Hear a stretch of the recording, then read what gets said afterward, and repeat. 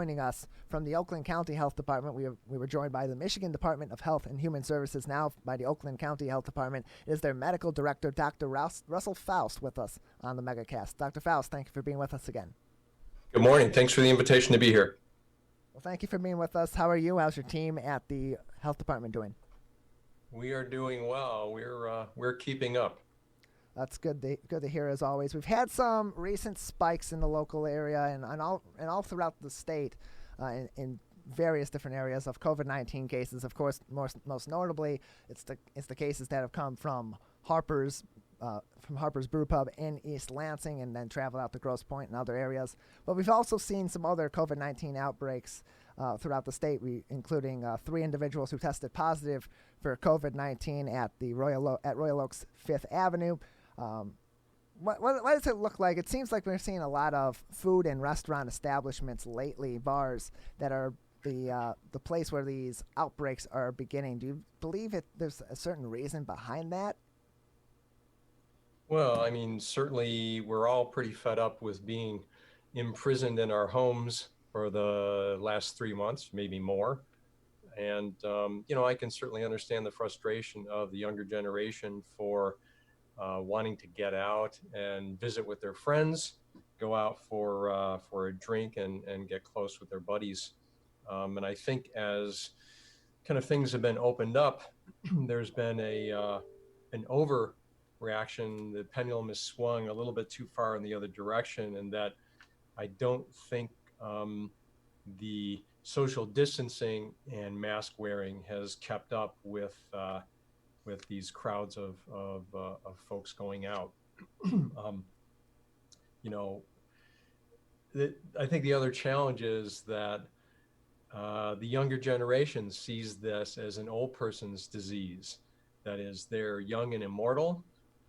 Even if they do get sick, maybe the symptoms are relatively minor, and therefore when they go out, they're complacent. They're not being vigilant about maintaining social distance. They're not being vigilant about wearing a mask. But I do want to emphasize, we have had fatalities down to the level of infants. We've had too many fatalities in their 20s.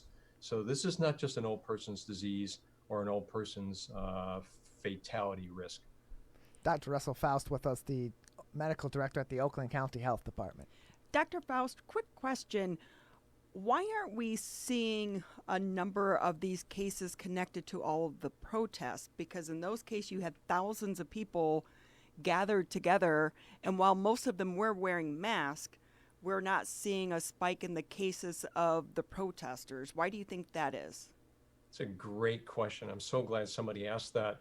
Our risk of becoming infected, of contracting COVID-19 while outdoors, when there's, breeze of fresh air, is so much less, even without PPE, even without social distancing and without masks. It's so much reduced versus being shoulder to shoulder in a stagnant indoor environment. And I think, I've noted, I think several, media outlets have noted a lack of outbreaks despite the protests, plus or minus PPE. So I think being indoors and being in close proximity without a mask is a much greater risk. We know that this is transmitted by respiratory droplet. So respiratory droplet from speech, yelling, singing, travels out as far as 6 feet. We know that well now. And if you're outdoors, the breeze will take that away. If you're indoors, you need to just practice those 2 simple behaviors: social distancing, wearing a mask. Dr. Faust, do you believe that people are starting to let their guards down with this? Because we have seen, especially in places where we've had these outbreaks contact traced back to, that people were not wearing their masks. For example, again, at Harper's in East Lansing, people were not wearing their masks. They were not social distancing. We're seeing people now we've seen some people in grocery stores now not wearing their masks anymore, and maybe it's not being entirely enforced. And that could cause some problems. Do you think that people are letting their guard down, and what kind of dangerous precedent does that set for us going forward as we're continuing to try to battle our way out of this pandemic? Yeah, I agree. People are definitely letting their guard down. There's certainly an attitude of complacency, as I say. People are fed up. They've been locked away for months, and they want to get out. And I understand that wearing a mask is a hassle, to say the least. I hate wearing a mask. It's uncomfortable. And trust me, I've been at the very worst extreme of that, because I've been out on our drive-up testing sites, out on a black asphalt parking lot, wearing not only a mask, but a full face shield, a full gown, and gloves. And that's just miserable.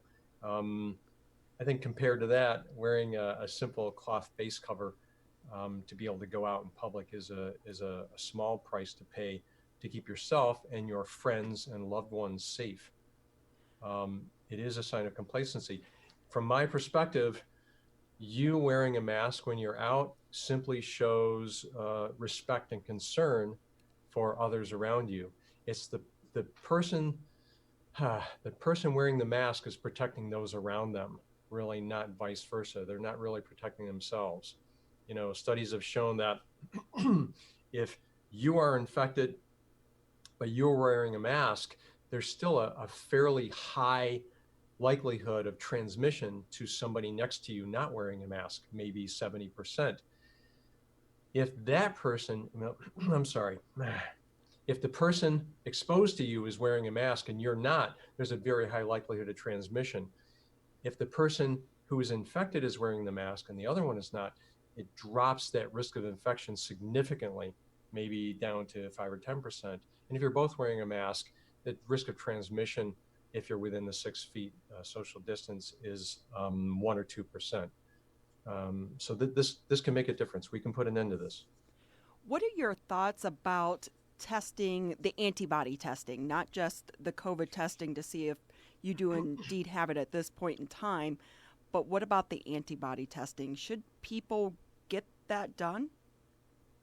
Yeah, let's be very clear. There's a couple kinds of antibody tests. There is what was available early on and is still being pushed by a number of folks, including some drugstores, for example, because they've invested heavily in these rapid antibody tests. Not one of those has been shown to be reliable by CDC or FDA. So none of those is reliable. I've personally tested 3 different brands of those on folks who are clearly COVID positive, have not had an accurate result from any of them. There are over 100 brands of those now out in the market, and people are pushing those because they're trying to recover their investment.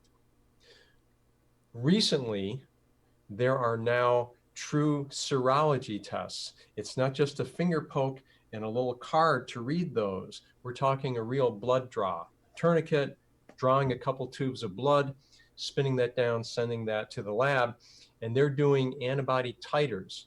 So they're looking for actual levels, quantitative levels for antibodies such as IgM, IgA, IgG, and these are reasonable. Let me be clear, though. These are still emergency use authorization. These are still investigative.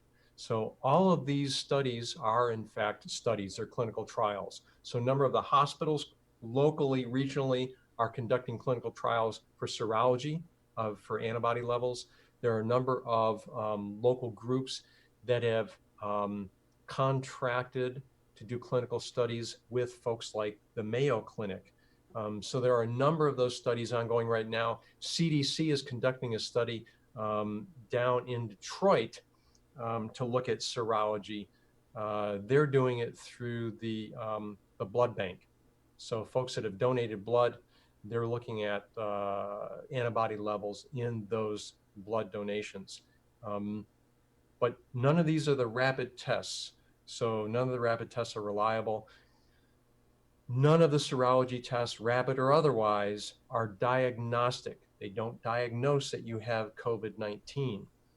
They're merely trying to determine whether or not, after being infected with COVID-19, whether people are producing antibodies.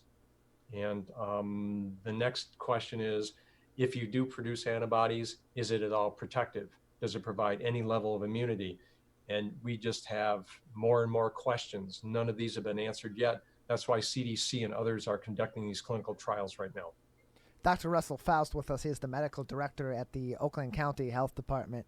With us on the Oakland County MegaCast. Just a few more minutes with you, Dr. Faust, before we have to let you go. We did hear reports today that came in that the Oakland County Health Department's been investigating since June 8th a resident at a local nursing home in Bloomfield Hills, SKLD, contracting Legionnaire's disease. The first round of samples came back negative. Can you tell us a little bit about the situation at SKLD with Legionnaire's disease and whether or not there is a concern that this may be in the water at this nursing home facility? Great question. So yes, we are investigating that site in Bloomfield Hills. So the individual that became infected with Legionnaire's disease, or Legionella pneumophila, has not been out of that facility during the incubation period. So this becomes what is known by the CDC, classified as a presumptive facility or healthcare facility associated case. When that occurs, we conduct an investigation. Environmental health team here at Oakland County Health Division conducts an investigation. The initial investigation had gone out and collected water samples, and they do things like they collect samples from a variety of water sources: the showers, the sinks, the water fountains, the ice makers, hot and cold water mains, etc., from sites like that. All of those initial samples were negative for Legionella. That doesn't mean Legionella is not in that facility someplace. It is encouraging that it's not readily findable in that facility someplace. But let me clarify. Legionella pneumophila is one of these bacteria that is widespread in water sources. That is, it's essentially everywhere. The chances are that if we went out and investigated the shower head in your apartment or your home, the likelihood is that we would find Legionella or Mycobacteria, non-tuberculous Mycobacteria species, similarly infectious. So while concerning, at least we're encouraged that we haven't found Legionella in those initial samples. And we are following up now and broadening that inspection right now to see if there are other potential sources in that facility. There have been no additional individuals infected in that facility. And Dr. Faust, that is good news, of course, and you continue to take more and more tests around the area. With it being centered in a nursing home in the local area, and with the symptoms being so so close to those of COVID-19, is that a cause for extra precautions being taken and an extra focus on this to make sure that this is not, in fact, a COVID-19 outbreak? Yeah, that's a great question. I mean, let's just broaden that out. It's not just other respiratory diseases like Legionella, but there's quite a list of causes for other respiratory infections, including influenzas and other respiratory viruses, adenovirus, rhinovirus, and others. So those are a concern, and those are ruled out. And so now when someone does show up at the emergency room, just as, back in March, they do what's referred to by ED physicians as a respiratory panel. And they check for adenovirus, RSV, the other respiratory virus, influenza. They do a rapid flu test, and they do a urine antigen check for evidence of a Legionella infection. So yes, they go through and do these things in addition to a COVID-19 test now. And we're basically adding COVID to your standard respiratory panel now, because it's widespread in our community, it's certainly on the suspect list. And that's going to be a complication, honestly, as we head back into flu season. This is going to be a challenge, a diagnostic challenge in our physicians' offices, clinics, urgent cares, and emergency rooms. Dr. Russell, Fortunately, we have the tools now. We have the test. Dr. Russell Faust with us from the Oakland County Health Department. He is their medical director. Dr. Faust, before we let you go, anything else you'd like to touch on today? No, I just want to emphasize that this is not rocket science. We can put a stop to this. This is not the time to be complacent as things open up. This is the time for continued vigilance. Masks and social distancing, simple solutions. We can put a stop to this. We're going to save lives if we simply practice these two behaviors. Thanks so much. Yeah, thank you for being with us today. We appreciate it. Dr. Russell Faust with us on the Oakland County MegaCast.